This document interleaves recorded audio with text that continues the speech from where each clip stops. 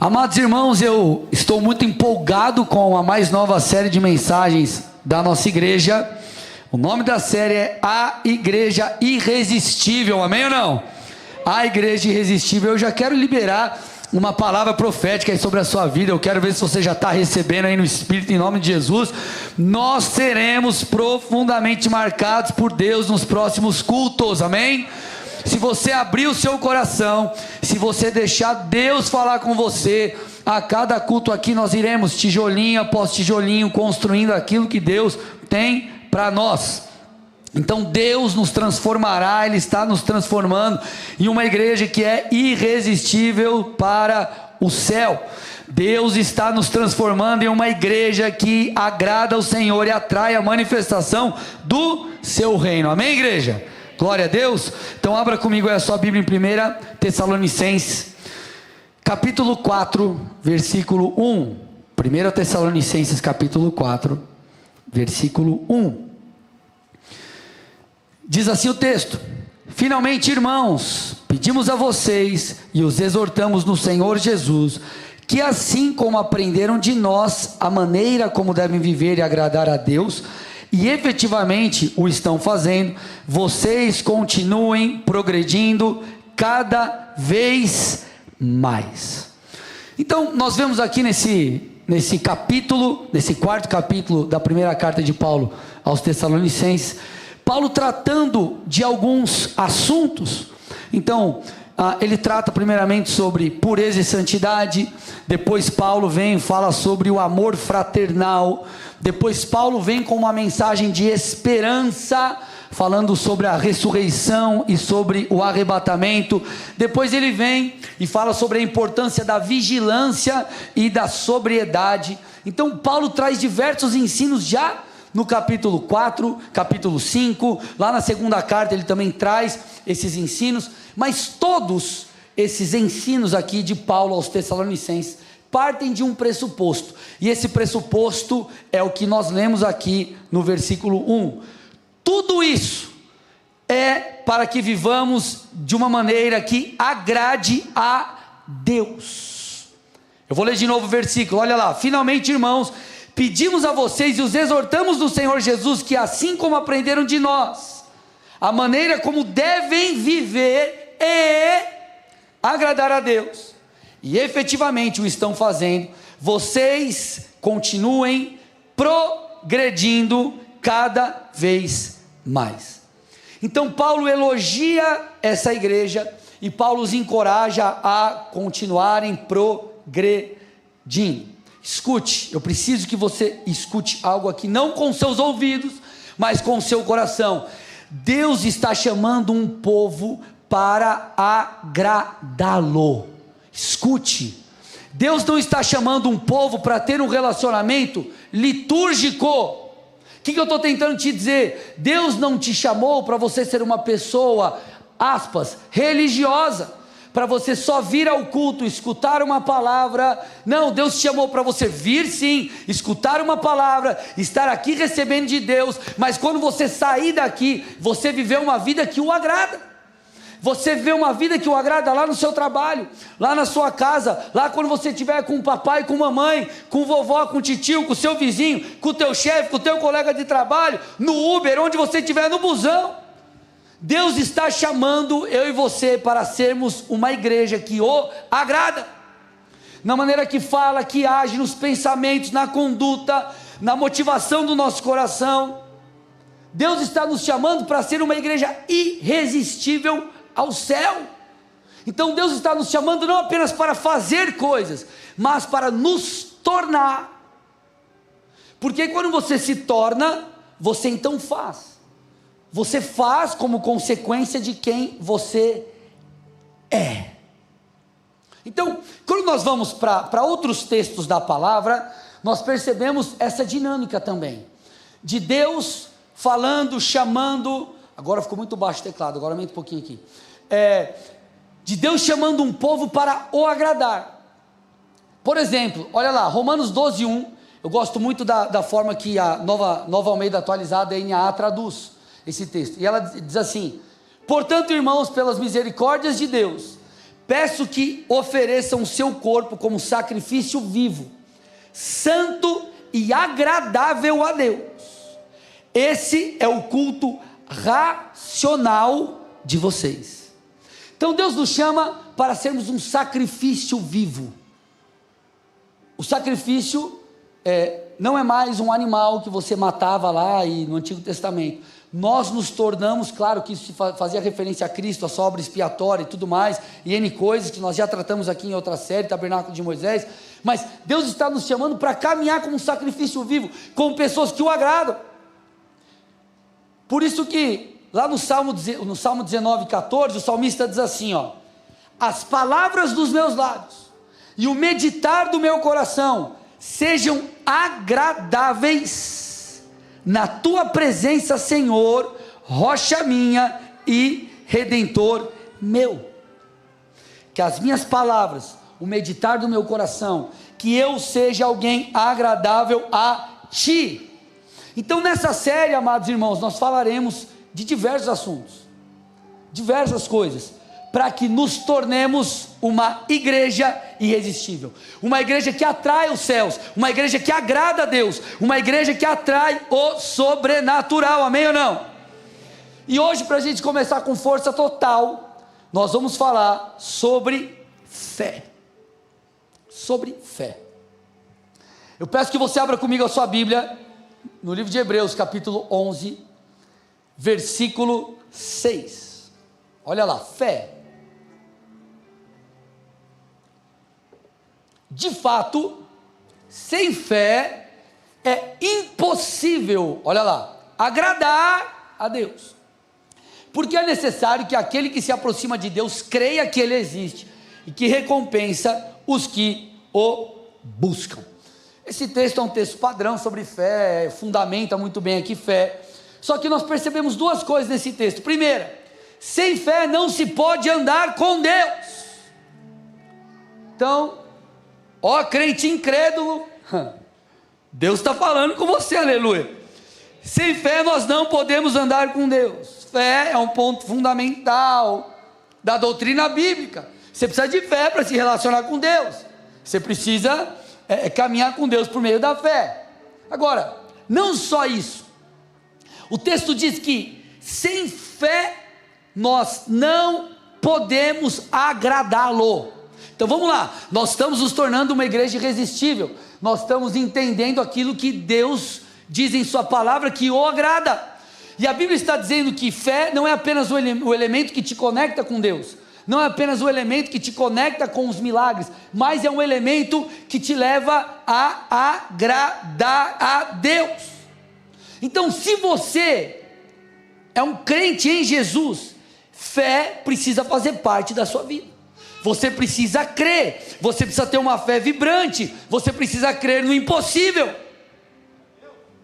Você não pode caminhar por circunstâncias, porque isso não é apenas um fator que te impede de viver um milagre. Você desagrada a Deus, a incredulidade desagrada a Deus. Então nessa noite, e por que desagrada a Deus? Porque é como se você olhasse para um Deus que tem todo o poder e achasse que Ele é um incompetente. Porque se Ele prometeu, então Ele não pode cumprir, Ele é mentiroso, Ele é competente, Ele não pode agir, Ele não pode fazer. Então quando nós entendemos o caráter de Deus, quando nós entendemos quem Deus é, nós então temos fé. Então hoje aqui, amados irmãos, nós vamos falar sobre isso, sobre como ter uma fé que alcança o impossível. Então o tema da mensagem de hoje é: dobre a realidade pela fé. Dobre a realidade, mude a realidade, transforme a realidade pela fé. Amém ou não? Gente, vocês estão muito quietos. Cadê os pentecostais para me ajudar e dar um glória, dá um aleluia alguém aí, por favor? Aleluia, glória, amém, é isso aí, obrigado. Espontânea aí, estava faltando. Cadê tu, Cris? Não, cadê? Tá, glória a Deus, aleluia. Então vamos lá, vamos construir algo aqui hoje, tá? Vamos juntos. Crer no impossível é uma espécie de paradoxo. Me acompanha aqui. Crer no impossível é uma espécie de paradoxo. Ou seja, é algo que contraria princípios lógicos básicos, humanamente falando. Como você vai crer que algo impossível vai acontecer se esse algo é impossível?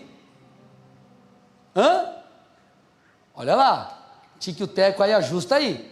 Como você vai crer que algo impossível pode acontecer se isso é impossível? Como que nós podemos crer, por exemplo, vamos para um exemplo aqui, na cura de alguém desenganado pelos médicos e que não respondeu positivamente a vários tratamentos? Por exemplo, como crer que a impossibilidade vai se dobrar se aquilo que nós esperamos, desejamos, é realmente impossível, é difícil demais, não tem jeito de acontecer? Esse é um paradoxo. Só que é o paradoxo da fé. E justamente porque há essa tensão, justamente porque é essa espécie de paradoxo, que acontece uma luta no nosso interior. Nós olhamos para as circunstâncias, um problema na sua casa, um problema no seu negócio, um problema no seu ministério, um problema, sei lá, em qual área da sua vida, e você enxerga as impossibilidades. Só que de outro lado, tu é crente, e você olha para Deus, você vê o que a palavra diz, você entende as promessas, então existe aquela guerra no seu interior. Mas eu vim aqui nessa noite não só para te motivar, eu não vim na verdade para te motivar, eu vim para liberar uma palavra sobre o seu espírito, para que sofismas e fortalezas caiam por terra, e você saia daqui como um odre novo. Mateus 19, 26, Jesus olhou para eles e respondeu: para o homem é impossível, mas para Deus todas as coisas são possíveis.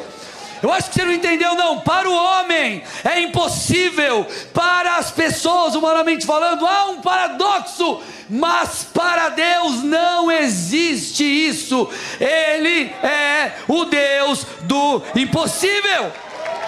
Ele é o Deus do impossível, Ele dobra a realidade. Escute, você tem que deixar essa verdade entrar dentro de você. Eu não quero falar com você no nível intelectual só. Eu quero que você deixe isso entrar em você e mude a sua realidade interior.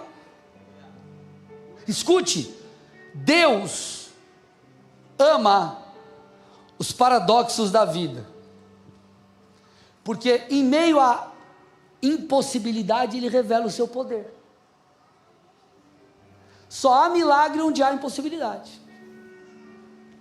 e muitas vezes é na impossibilidade que o nome de Deus é glorificado e há um testemunho poderoso. Então, diante da dificuldade que você está enfrentando aí, você precisa olhar para o Senhor e entender: aqui há uma oportunidade de Deus manifestar a sua bondade, um milagre acontecer, porque o nosso Deus é um Deus que dobra a realidade. É um problema para nós, para Deus não é. Você e eu, nós não podemos nos colocar no mesmo nível de Deus, no mesmo patamar de Deus. Por isso que a Bíblia nos recomenda a trabalhar, renovar o nosso entendimento, para que nós tenhamos, como nós temos acesso a isso, a mente de Cristo, a maneira de pensar à luz da palavra. Então, nosso Deus é aquele que realiza o impossível. Olha que interessante.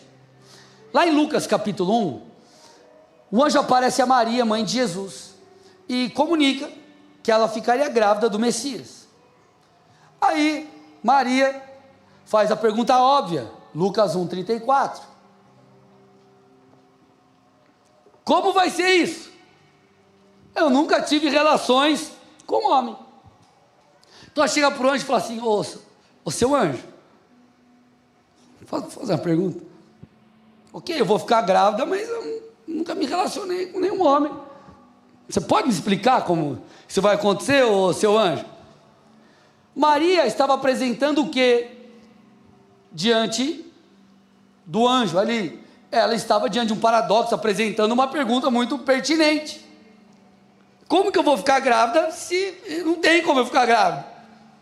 Versículo 35, então o anjo responde: o Espírito Santo virá sobre você, e o poder do Altíssimo a envolverá com sua sombra. Por isso também o ente santo que há de nascer será chamado Filho de Deus. Então ele está dizendo, olha, o que vai acontecer com você é sobrenatural, está acima do natural, está além da razão, está além daquilo que é humanamente possível. Você está me questionando, você está aí diante de um paradoxo, mas Maria, peraí, o Deus que me enviou para falar com você, ele já tem a resposta para o seu problema, ele já tem a solução para isso. Então versículo 37, aqui é o clímax talvez da conversa ou da fala do anjo, o ponto central, porque para Deus nada é impossível. Eu vim aqui para te dizer nessa noite que a realidade da sua vida pode ser dobrada diante da palavra de Deus, diante da fé, diante do seu clamor, diante da vontade do Senhor. Nosso Deus é aquele que age em meio aos paradoxos da vida. Nosso Deus é aquele que desfaz sentença dos médicos. Então, se você entrou aqui enfermo, eu libero uma palavra de cura sobre a sua vida. Que você saia daqui curado em nome de Jesus. Nosso Deus é aquele que traz alegria em meio a dias terríveis. Nosso Deus é aquele que abre portas que ninguém conseguiu abrir. Ninguém conseguiu abrir. Ele é aquele que abre portas. Ele é aquele que faz o impossível. Ele é aquele que te conecta com pessoas que você jamais imaginou. Ele é aquele que faz contigo, como fez com Davi, tira de trás das malhadas, lá das ovelhinhas, e te coloca entre os príncipes. Esse é o Deus que te chamou. Ele é o Deus que te traz à sua vida, à sua família, à sua casa, provisão, e muda a sua sorte. Por quê? Porque Deus está acima dos paradoxos da vida. Quando você vai estudar na teologia os atributos de Deus, tem atributos que são comunicáveis e atributos que são incomunicáveis. Pastor, me explica que eu não entendi. Por exemplo, um atributo comunicável, o amor. Deus é amor, ok? Ele ama e ele é amor, mas nós também podemos amar. Nosso amor não é como de Deus em sua plenitude, mas nós podemos amar. Então ele comunicou esse atributo com o homem. Agora, existem outros atributos. Onipotência é um atributo só de Deus, e às vezes nós estamos olhando para Deus e tentando compará-lo conosco. Ei, escute, Deus não precisa de mim, de você. O que eu estou tentando te dizer? Às vezes você está tentando encontrar uma solução humana, ou diante do cenário você acha que não vai dar, que Deus não pode fazer. Ei, Deus está acima de tudo isso. Ele é onipotente, Ele é onipresente, Ele é onisciente, Ele é eterno.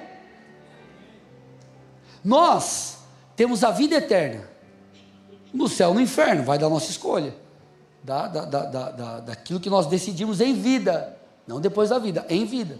Agora, Deus, Ele é eterno, nós temos um começo. Deus, Ele não tem começo nem fim, Ele é. Vocês estão aqui ou não? E a gente quer colocar Deus dentro de uma caixinha, nós queremos limitar Deus. Agora, sabe o que é melhor? O Deus que dobra a realidade enviou seu Filho aqui, e Jesus, que manifestou a glória do Pai, ou que manifestou de fato o Pai, que revelou o Pai, Jesus disse, João 14:12, em verdade lhes digo. Então ele está dando ênfase, presta atenção, escute, isso é importante, grifa aí. Ele disse, em verdade lhes digo que aquele que crê em mim fará também as obras que eu faço. Aí você fala, uau, que incrível. Aí ele continua, e outras maiores fará, porque eu vou para junto do Pai. Será que você está entendendo a grandeza disso? O Senhor está dizendo, eita, agora ligou aí o computador. Ele está dizendo que nós faremos obras iguais ou maiores que a de Jesus. E aí você está limitando a atuação, o poder de Deus na sua vida. Aí você acha que Deus não pode resolver a tua conta de luz. Você acha que Deus não pode te ajudar numa questão em relação à tua carreira, que você está enfrentando um momento difícil, mas Deus tem uma promessa. Você acha que Deus não pode te levantar e Ele te deu um chamado. Você coloca Deus numa caixa. O mesmo Jesus que curou os cegos, ressuscitou mortos, parou tempestades, pregou com ousadia, ele está dizendo: vocês farão obras iguais ou maiores. Vocês farão obras iguais ou maiores. Ele está falando da gente. Mas aqui entra a pergunta-chave, e aqui nós entramos no ponto crucial da mensagem. Será que temos fé para isso?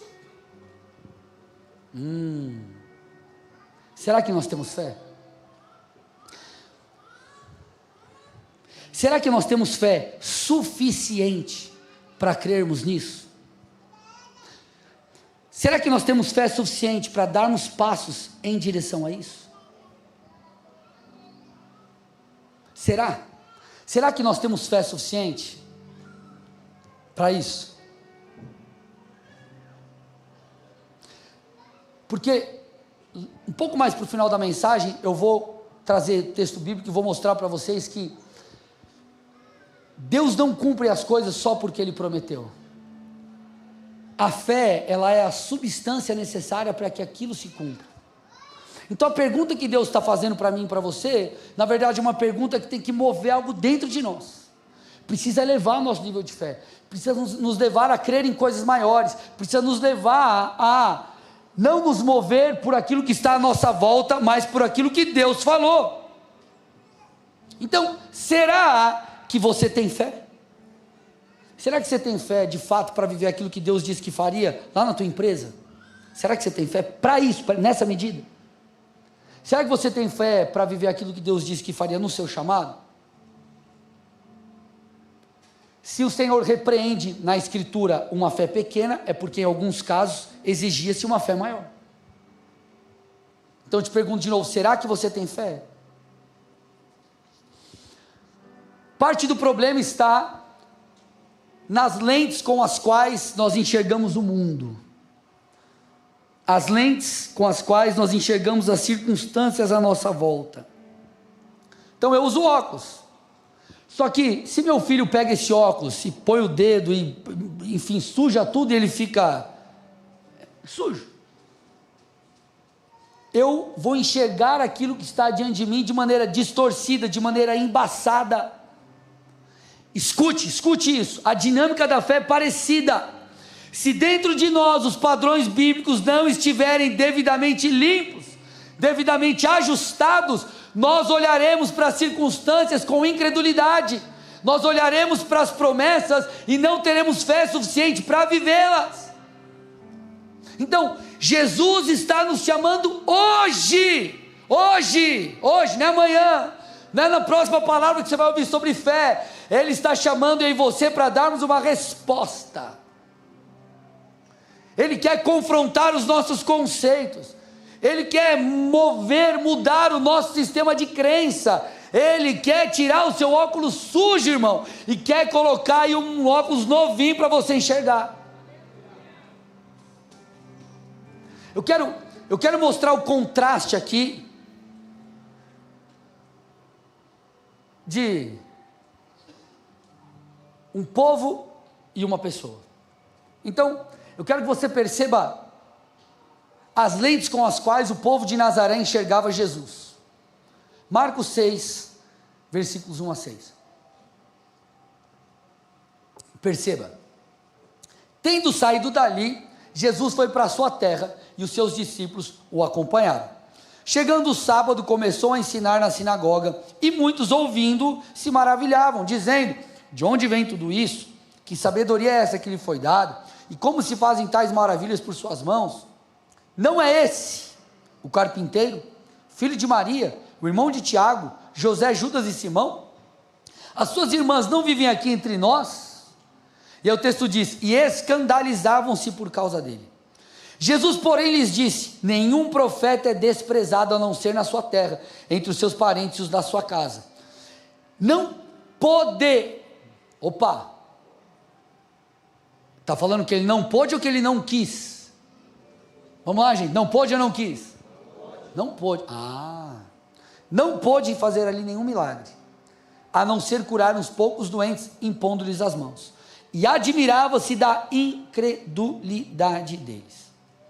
O povo de Nazaré olhava para Jesus, e eles não viam o Cristo, eles não viam o Messias, eles não viam o ungido, eles viam o filho da Maria, eles viam o filho de José, eles viam o piazinho que jogava bets lá na rua, eles viam os meninos lá, que ficavam batendo tazo. Quem não sabe o que é tazo, levanta a mão. Aí olhou, não é o guri, não é o gurizinho ali, é o guri. O que ele está querendo fazer isso aí? O que ele está querendo aparecer? Que esse piá está fazendo aí? Então, eles estavam diante do Messias, eles estavam diante do Cristo, Jesus Cristo. Cristo não é o nome dele é Jesus, Jesus o Cristo, Jesus o Messias, Jesus o ungido. Eles estavam diante do Messias, mas eles só viam o Jesus, eles só viam o filho da Maria e o filho de José, e o texto diz que Jesus não pôde fazer muitos milagres ali. Óculos sujo. Talvez você está numa circunstância da tua vida, que Deus está te dando a oportunidade de você enxergar o Cristo, intervindo na sua história, o Messias, o prometido, e você está enxergando só o Jesus, você está olhando para a impossibilidade, achando que ela é maior do que seu Deus, você está olhando para a tempestade, achando que ela é difícil demais, mas você se esqueceu que enquanto Jesus estava no barco, em meio à tempestade, ele estava dormindo, irmão, ele estava tranquilo, e quando ele levantou, ele só deu um comando e tudo parou. Agora, perceba o óculos que o centurião usava, Mateus 8, 5 a 8, tendo Jesus entrado em Cafarnaum, um centurião se aproximou dele implorando. Então está falando de um soldado romano, de um camarada de patente aqui, um cara do povo, do outro lado, e ele implora, diz o texto: Senhor, meu servo está na minha casa de cama, paralítico, sofrendo horrivelmente. Então ele pede para Jesus: Jesus, você pode curar o meu servo? Que ele está lá, ele está mal. Aí Jesus diz assim: beleza, eu vou lá curá-lo. Aí o centurião responde: Senhor, eu não sou digno de recebê-lo em minha casa. Olha lá, olha a fé, olha a honra. Mas apenas mande com uma palavra e o meu servo será curado. Qual foi o resultado, você acha? O cara foi curado à distância, irmão. Jesus mandou o zap, chegou lá, na hora, curado, na hora. Já era. Agora os outros estavam diante do Messias, do ungido, e só viam o filho da Maria. Que óculos você tem usado nas tempestades da sua vida? Que óculos você tem usado, irmão? Que lente está diante de você, diante da impossibilidade dos desafios? Posso ir mais fundo aqui? Posso mesmo ou não? Se você não consegue crer, isso significa que o problema está em você. Se eu não consigo crer, isso significa que o problema está em mim. A medida de fé que há em mim, ela ainda não é suficiente. Pastor, não estou entendendo, me explica melhor. Te explico. Você não vê as coisas como elas são, você vê as coisas como você é. Escute, você vê as coisas a partir da sua própria perspectiva.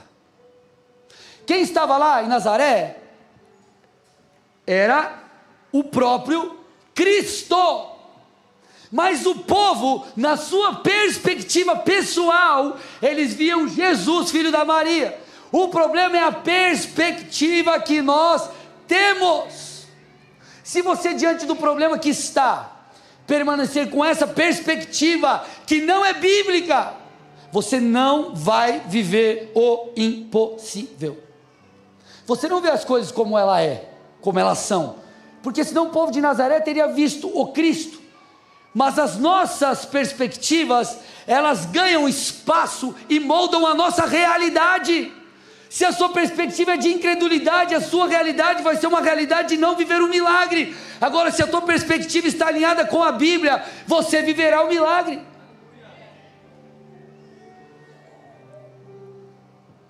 Então, nessa noite, irmãos, nós temos que trocar os nossos óculos. Nós temos que deixar Jesus nos mudar de dentro para fora. Porque Jesus pode até ser aquele que faz milagres e maravilhas, mas se nós não acreditarmos que isso é verdade, aqui dentro, não é na cabecinha só não, irmão, é aqui dentro, nós não veremos a ação de Deus. Você vê isso só com o povo de Nazaré? Então, Jesus fazia milagres, ele curou, depois você viu lá, o servo do centurião. Só que, como essa verdade não era a verdade do povo de Nazaré, eles não acessaram a verdade de Deus. Então, para nós acessarmos a verdade de Deus precisa se tornar a nossa verdade. Vou falar de outro jeito para ficar mais fácil. Para você viver aquilo que Deus prometeu, por quê? Porque Ele é fiel, porque Ele é bom, porque Ele é o Deus do impossível, porque Ele dobra a realidade e te chama para fazer o mesmo em nome de Jesus. Eu preciso crer que isso é real, é verdadeiro, para que a minha perspectiva esteja alinhada com a de Deus.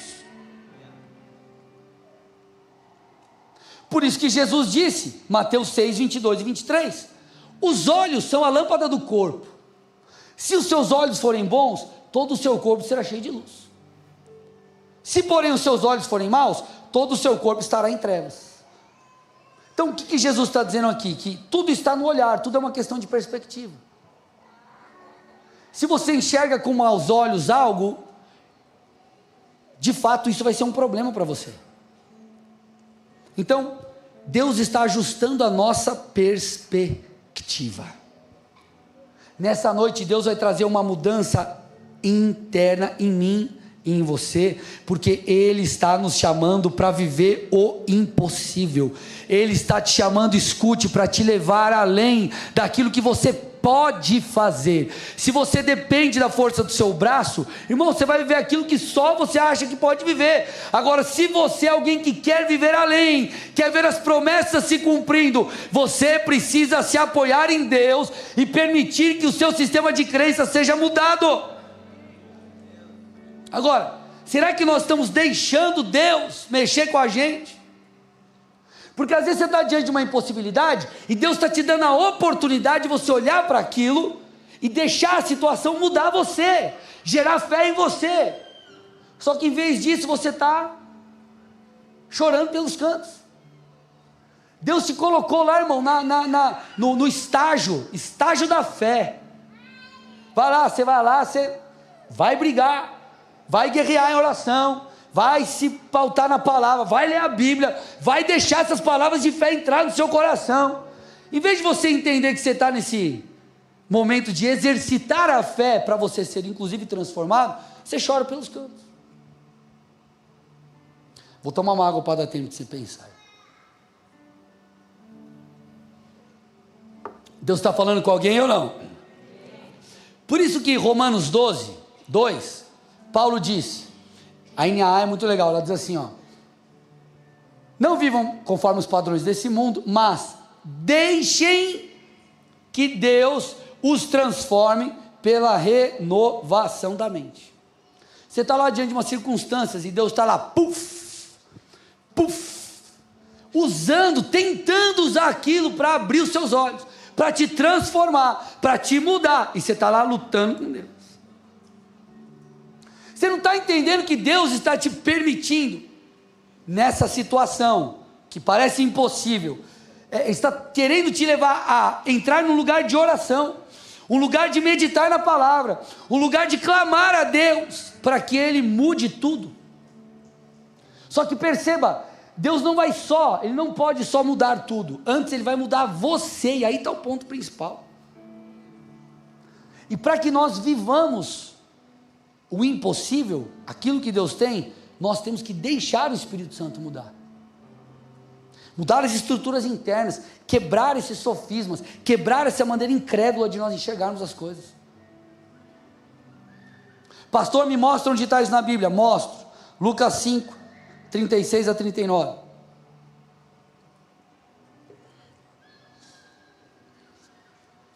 Também lhes contou uma parábola. Jesus contando uma história para ensinar uma verdade. Ninguém tira um pedaço de roupa nova para colocar sobre roupa velha, pois se o fizer, rasgará a roupa nova, e além disso, o remendo da roupa nova não combinará com a roupa velha. E ninguém põe vinho novo em odres velhos, porque se fizer isso, o vinho novo romperá os odres, o vinho se derramará e os odres se estragarão. Pelo contrário, vinho novo deve ser posto em odres novos. E ninguém, tendo bebido o vinho velho, prefere o novo, porque diz, o velho é excelente. Então Jesus usa essa metáfora, essa figura da roupa, das vestes e dos odres, para ensinar um princípio. Então ele está dizendo, ninguém, por exemplo, pega uma roupa, o cara tem uma roupa velha, naquela época não era igual hoje, né, que se abre lá, você vai para o culto, qual dos 35 sapatos eu vou usar? Qual das 29 camisas eu vou usar? A camiseta eu uso a vermelho, a bordô, a vermelho cor de sangue, vermelho claro, vermelho escuro, vermelho magenta. O que você, cara? Dá um glória e aleluia, recebe, né, irmão? Aleluia, Jesus, né? Então ele está dizendo assim, se o camarada tem uma roupa velha, está tudo zoada, está com um furo aqui, um sovaco, irmão, aquela bagaceira, vou imaginar se fosse assim, ele não corta a roupa nova que ele ganhou e remenda aqui, ele pega a roupa velha, joga fora e pega a nova para ele, e ele está falando assim, ninguém pega um odre velho e põe vinho novo. Então o odre, ele era feito de peles de animais, por quê? Pela elasticidade, porque as pessoas pegavam ali o vinho novo, ou suco da uva recém-espremido, e eles colocavam nesse odre, ali começava um processo de fermentação. Então se o vinho era um vinho velho, um vinho já esticado, na sua máxima, na possibilidade máxima, o suco ali, ele fermentaria e rasgaria o odre. Qual seria o fim? Você perde o odre e perde o suco. Então ele está dizendo, ninguém põe vinho novo em odre velho. O que ele faz? Ele pega um vinho novo e coloca no odre novo. Então Jesus usa tudo isso para falar o quê? Nós, se queremos viver algo diferente, nós precisamos mudar as nossas estruturas internas. Então se eu quero viver o impossível, se eu quero viver algo que eu nunca vivi em Deus, isso exige de mim uma fé diferente, eu preciso então mudar a minha dinâmica de fé atual, eu preciso mudar a maneira que eu enxergo as coisas, eu preciso mudar a maneira que eu penso nas coisas, eu preciso mudar a maneira que eu me movo diante dos desafios, que eu me movo diante dos problemas, que eu enxergo as situações difíceis da minha vida. Então Jesus, ele explica isso, ele está confrontando uma estrutura interna que está desajustada para aquilo que Deus quer fazer. Então Deus está nos chamando para elevar o nível de fé, para buscá-lo, para deixar Ele transformar a minha e sua vida, enquanto nós lemos a palavra, enquanto nós oramos, enquanto nós buscamos, porque é só nessa estrutura nova, é só nessa medida nova que nós acessaremos o impossível. Aí você está tentando, irmão, lutar com o gigante, da mesma forma que você lutava com o pequenininho. Você tem que mudar. Pastor, a minha vida está 15 anos do mesmo jeito. A resposta talvez não seja tão simples, mas uma delas talvez seja, uma das peças do quebra-cabeça porque talvez você não mudou as coisas no seu interior. Você ainda não crê o suficiente para Deus fazer o que Ele disse que faria. A incredulidade, ela ainda reina, ela ainda governa a sua mente, suas emoções, suas palavras e suas ações. Mas a boa notícia é que o Senhor está abrindo os nossos olhos nessa noite. E Ele está nos chamando a permitir que Ele nos transforme enquanto odres, para que nós possamos receber o vinho novo, viver o impossível.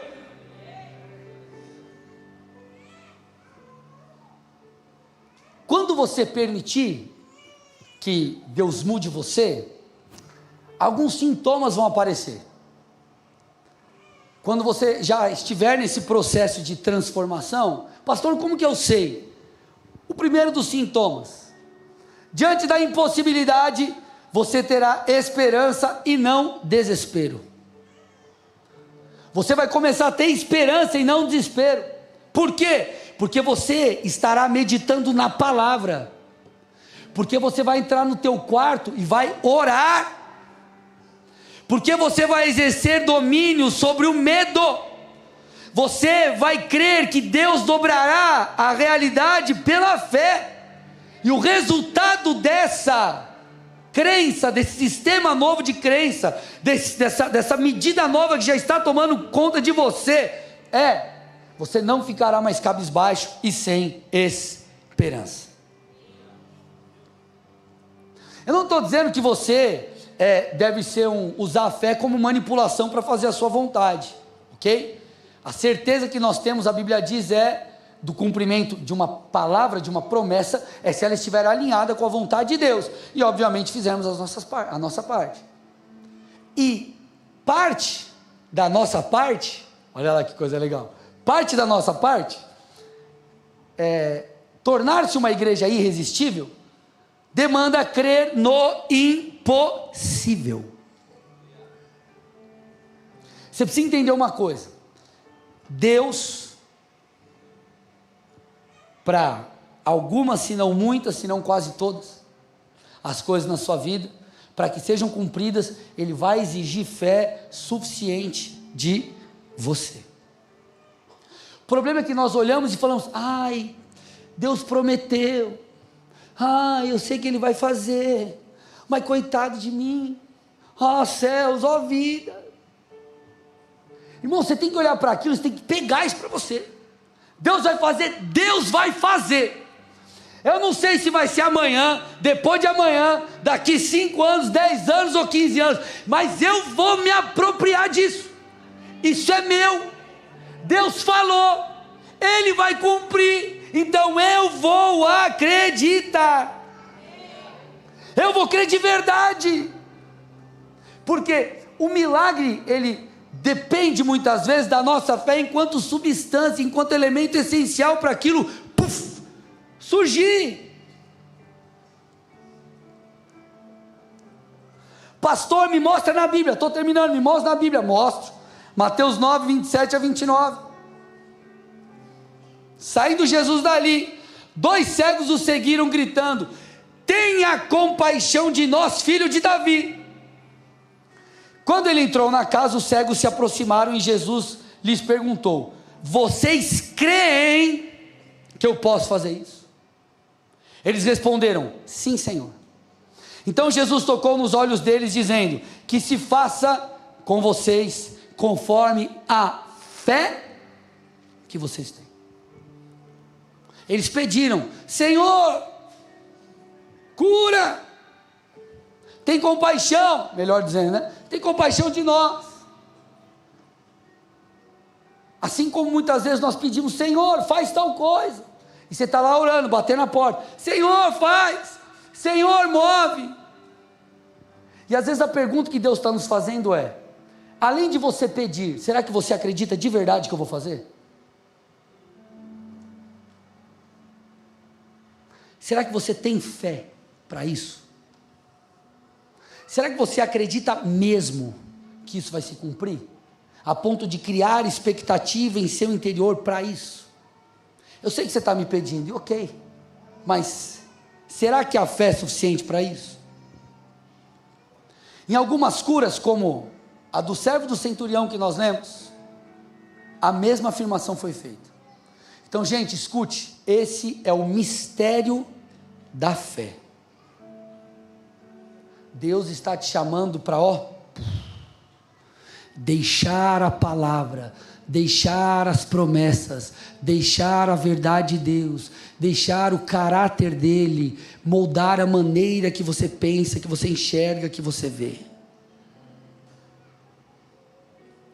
Bill Johnson diz o seguinte: você sabe que a sua mente está sendo renovada, ou seja, você sabe que você está tendo essa medida nova de fé, você sabe que você está se tornando um odre novo, quando o impossível parece lógico. Eu vou ler de novo. Você sabe que a sua mente está sendo renovada, quando o impossível parece lógico.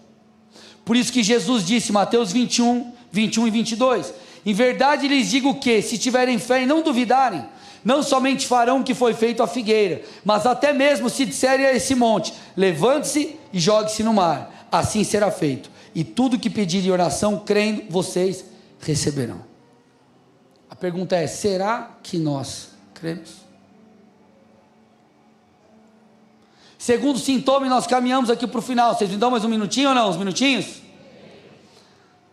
Segundo sintoma, diante de um cenário de provas, de desafios, de impossibilidades, você vai persistir e não mais desistir.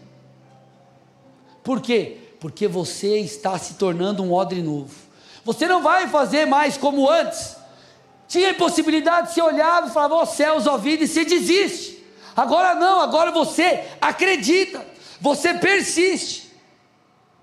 Quando nós vamos lá para o Antigo Testamento, Sambalat e Gesem, inimigos de Neemias, inimigos do propósito de Deus para o seu povo, eles tentaram parar a obra que Neemias estava liderando, estava fazendo, a reconstrução dos muros.